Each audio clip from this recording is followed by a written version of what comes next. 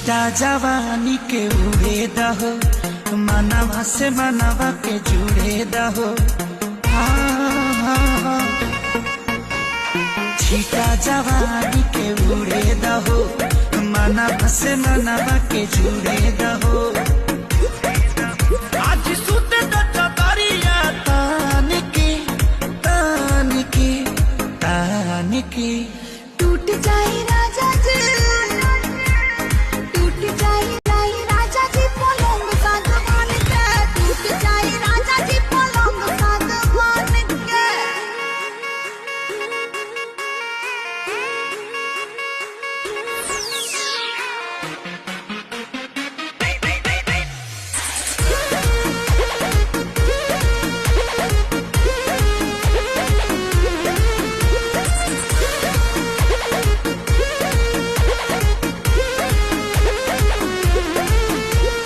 बने त बेसरमी देहिया में गरमी पैठे लागी हो।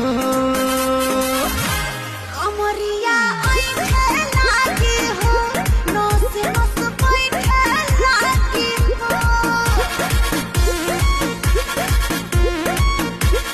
बने त बेसरमी देहिया में गरमी पैठे लागी हो। कमरिया ऐठे लागी हो, नस नस पैठे लागी हो। तू बहाना न बनावा सब जान के जान के जान के। टूट जाए राजा